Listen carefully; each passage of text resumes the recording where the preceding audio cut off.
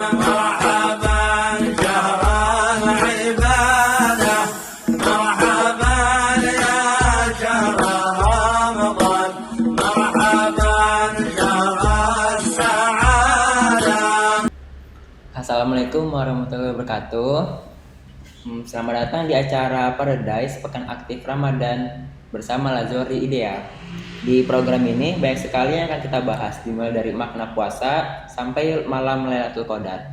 Saat ini alhamdulillah sudah datang guru kita semua, Direktur Lazori Ideal Habib Salim Muhsin, BSA, MPT. Assalamualaikum Habib. Salam.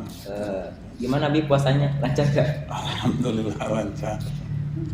Terima kasih Habib sudah datang berkenan hadir di acara ini. Jadi saya akan menceritakan pengalaman saya. Jadi saya itu puasa itu sudah sejak umur 9 tahunan waktu kelas 3. Soalnya saya itu bukan dipaksa sama ibu saya. Jadi ibu saya itu nyuruh, kamu puasanya mau kapan gitu. Jadi saya itu masih polos. Jadi yang puasa aja. Yang seingat saya itu Ramadan puasanya wajib. Tapi saya masih nggak tahu sebenarnya makna puasa Ramadan itu apa sih. Dan mungkin teman-teman Lazwardi sekalian juga sama seperti saya. Sebenarnya makna puasa Ramadan itu seperti apa sih, Bib? Siap. Bismillahirrahmanirrahim. Assalamualaikum warahmatullahi wabarakatuh. Alhamdulillah rabbil alamin wa bihi nasta'in ala umuri dunya waddin. Wassalatu wassalamu ala sayyidina wa habibina wa syafi'ina wa qurrati a'yunina wa maulana Muhammad sallallahu alaihi wa ala alihi at-tayyibin at-tahirin wa ashabihi al-muntajabin al-mayamin. Memang banyak pertanyaan-pertanyaan ya tentang puasa. Banyak orang yang mempertanyakan tentang kenapa harus puasa. Malah orang-orang ateis itu mereka beranggapan bahwa puasa ini hasil curian dari agama lain gitu. Ada juga yang mengatakan bahwa puasa ini itu merusak kehidupan pola hidup seseorang. Jadi biasanya makan pagi, siang, dan malam ini berubah menjadi sebelum subuh dan malam. Ada juga yang beranggapan bahwa puasa ini adalah merusak ekonomi masyarakat. Jadi puasa itu tidak dibutuhkan, intinya begitu, lebih kurangnya. Rata-rata orang-orang seperti itu dari yang tidak beragama atau orang-orang ateis ya. Ada juga orang yang mustasyrik mengatakan bahwa puasa ini tujuannya adalah menjual perasaan kesusahan orang-orang fakir miskin ya, oleh orang-orang kaya. Jadi kan ada sebagian orang yang mengatakan bahwa tujuan daripada puasa antara lain adalah untuk merasakan kesusahan orang-orang miskin. Dan banyak lagi pertanyaan-pertanyaan yang sampai ke kita ya. Sebetulnya kalau kita menjawab pertanyaan-pertanyaan itu dijelaskan sama Allah Subhanahu wa taala jauh-jauh hari ya. Di dalam Al-Qur'an disebutkan bahwa memang puasa ini pernah diperintahkan sebelum kita. Kutiba alaikumus shiyam kama kutiba alal ladina min qablikum. Diwajibkan bagi kalian untuk berpuasa sebagaimana diwajibkan sebelum kalian. Jadi ada di agama-agama lain atau di syariat-syariat lain ya. Kalau menurut Islam agama itu hanya satu, yaitu agama Islam. Adapun agama Yahudi, Nasrani, walaupun disebut agama samawi, tapi kaum muslimin tidak menganggap itu sebagai agama ya. Karena agama itu hanya satu. Yang berbeda adalah syariatnya. Jadi syariat zaman Nabi Musa, Nabi Ibrahim, Nabi Isa mungkin berbeda dengan syariat zaman kita sekarang ya. Zaman Nabi Muhammad sallallahu alaihi wasallam. Ada yang mengatakan bahwa puasa zaman dahulu itu katanya sampai 24 jam ya. Ada juga orang-orang Kristen itu kalau digabung kewajiban-kewajiban puasa ya, rahib-rahib atau pastor atau pendeta itu kalau digabung dalam 1 tahun dari puasa-puasa itu jumlahnya sampai 31 hari gitu ya. Ada lagi pendapat-pendapat yang lain seperti di Yahudi itu banyak puasa-puasa juga ya. Cuman puasanya tentu ya berbeda dengan kita ya. Kalau di kita puasa menahan makan dan menahan minum di siang hari. Mereka mungkin puasa, contohnya puasa tidak berbicara ya. Puasa atau puasa hanya menahan makan saja, minum boleh gitu kan, dan lain sebagainya. Jadi puasa itu bukan berarti kaum muslimin atau Islam mencuri ya, tapi memang syariat yang dulu, karena keyakinan Islam agama itu hanya satu. Jadi agama samawi itu sebetulnya hanya dari sisi toleransi saja kita mengatakan bahwa agama Yahudi, agama Nasrani itu adalah agama samawi. Tapi hakikatnya adalah dari zaman Nabi Adam sampai zaman Nabi Muhammad agama itu ya satu, yaitu Islam. Sebagaimana yang tertera dalam Al-Quran ya. Maka Ibrahimu Yahudiyan aw Nasraniyan walakin kana hanifan muslima. Lebih kurang itu ayatnya, saya takut batal ini puasanya. Bahwa Nabi Allah Ibrahim itu bukanlah seorang Yahudi atau Nasrani, tapi beliau adalah seorang Muslim yang hanif ya. Jadi puasa bukan mencuri, tapi memang ditajdid ya, disegarkan lagi, disesuaikan kembali ke syariat Islam. Sebagaimana haji juga demikian ya. Haji itu dari zaman Nabi Allah Ibrahim dan Ismail dan dikuatkan lagi di zaman Nabi Muhammad sallallahu alaihi wasallam. Selanjutnya ada juga yang mengatakan bahwa puasa ini adalah merusak tubuh ya. Jadi puasa ini yang biasanya pola makannya di pagi, siang dan sore atau malam diganti menjadi subuh dan ba'dal maghrib, sehingga merusak metabolisme tubuh. Padahal kalau dilihat semua dokter itu secara medis dan empiris mengatakan bahwa puasa itu sangat dianjurkan untuk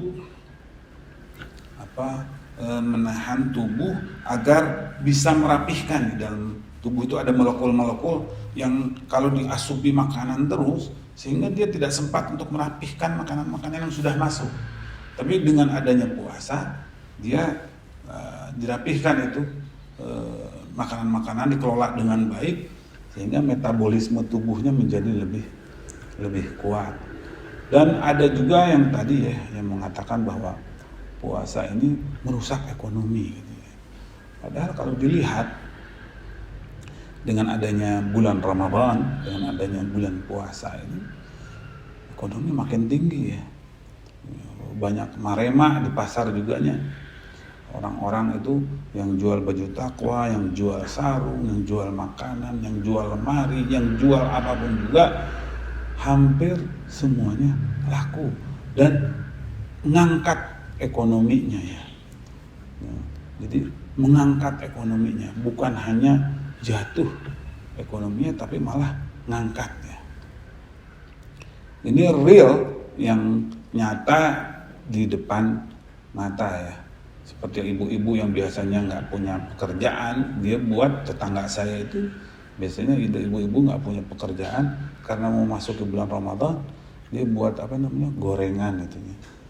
Jadi rempeyek itu ya, dijual, dibungkusin. Jadi ada mata pencaharian baru, menunjukkan bahwa dengan adanya bulan puasa atau bulan Ramadan ini turut mengangkat ekonomi masyarakat kita ya. Selanjutnya juga saya di sini ingin membahas bahwa makna puasa.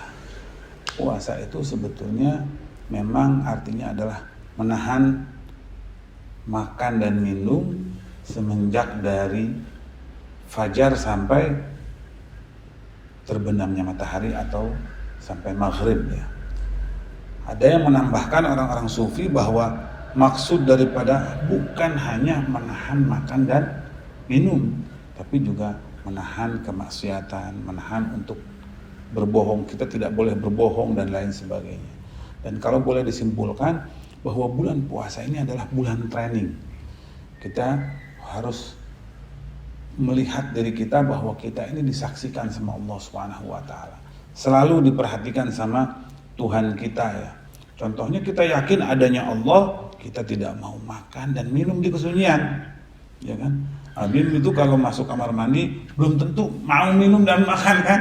Walaupun tidak ada orang yang melihat, tapi Abim berkeyakinan bahwa ada Allah Subhanahu wa taala yang melihat kita. Sama seperti saya juga, saya kalau bepergian sendirian contohnya, naik mobil tidak ada orang, saya tidak mungkin makan dan minum karena saya berkeyakinan adanya Allah Subhanahu wa taala yang selalu memperhatikan kita ya. Dan tujuan dari puasa ini adalah training agar kita naik kelas atau agar ketakwaan kita bertambah lagi, agar ketakwaan kita makin kuat sehingga hubungan kita dengan Tuhan kita makin erat dan hubungan kita dengan sesama makhluk atau sesama manusia makin baik. Lebih kurangnya seperti itu. Masya Allah ya. Jadi terima kasih atas ininya. Jadi ternyata emang makna puasa Ramadan itu sangat dalam ya. Jadi saya ada beberapa pertanyaan yang berkaitan dengan puasa, dan yang kedua adalah pertanyaan yang sebenarnya menjadi keresahan saya sendiri dari dulu. Jadi kan kalau puasa itu kan nggak cuma menahan nafsu makan sama minum aja ya, karena nafsu amarah sebenarnya banyak banget nafsu yang harus sangat dihindarkan, itu kan memang ditahan. Terus bagaimana dengan orang yang kalau ngeliat makanan, apalagi orang yang puasa dia benar-benar capek kan, dia kalau ngeliat takjil yang dari ujung jalan sampai ujung jalan tuh penuh, terus dia kalap, dia beli semua, tapi pas buka puasa dia langsung kenyang dengan cepat, jadi dia cuma makan beberapa doang, terus makanan yang dibeli banyak itu nggak habis dan mubazir. Kalau itu gimana? Pertanyaan yang bagus, Abimnya, Masya Allah. Memang kadang-kadang kita beli makanan karena posisi di waktu siang hari ya, mungkin merasa haus dan lapar, sehingga melihat makanan apapun juga diperkirakan sama kita bahkan dibeli dan bahkan dihabiskan gitu ya. Ternyata tidak habis. Jadi sebelumnya memang boleh beli makanan untuk takjil atau untuk iftar ya, boleh. Cuman kita juga harus mempertimbangkan ini kemakan atau tidak kemakan. Jangan sampai kita beli banyak-banyak sehingga tidak termakan dan akhirnya mubadzir, dibuang ke tong sampah. Nah itu yang tidak diperkenankan. Kalau toh memang kita sudah terlanjur membeli banyak, kita makan sebagian, yang sebagian lagi kita berikan kepada teman-teman kita atau saudara-saudara kita atau kepada fuqara dan masakin. Jangan sampai makanan-makanan yang telah dibeli itu kita buang ke tong sampah. Itu nanti Allah akan menyaksikan kita ya. Allah melihat kita bahwa makanan itu diberi sama Allah Subhanahu wa taala, tapi kok malah dibuang dan lain sebagainya. Dan ini termasuk daripada mubadzir. Innal mubadzirina kanu ikhwanu sesungguhnya orang-orang yang mubadzir itu yang tabdzir, yang berlebihan, tidak dimakan, itu termasuk daripada teman-temannya syaitan. Terus ada satu pertanyaan lagi. Jadi dari kecil itu saya itu bingung, kalau kita batuk terus dahaknya masih di pertengahan areal mulut, itu mending dibuang apa ditelan? Oh, ini kajian masalah fikih ya. Kalau masalah fikih ya itu ada beberapa pendapatnya. Lebih baiknya dibuang ya. Jadi supaya tidak tertelan lagi karena sudah masuk ke lidah, kecuali masih di tenggorokan. Kalau di tenggorokan ya itu memang susah untuk dikeluarkan. Kalau dikeluarkan juga membutuhkan, jadi ada kesengajaan, khawatir termasuk daripada muntah, dan kalau muntah nanti repot ya, bisa membatalkan puasa. Nah kalau andai kata ada lendir di lidah kita, itu lebih baik dibuang ya, di apa namanya, diciduhkan gitu ya. Nah, ada lagi pertanyaan-pertanyaan ibu-ibu terutama lagi masak, boleh nggak nyobain masakan gitu ya?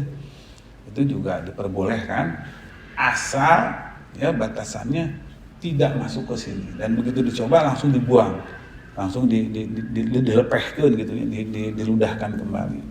Apabila memang masih ada ya terus diludah-ludahin. Kalau memang kerepotan nggak usah dicobain gitu ya, karena termasuk daripada minal makruhat ya, termasuk daripada makruh ya, seperti berkumur-kumur itu ya, itu makruh ya.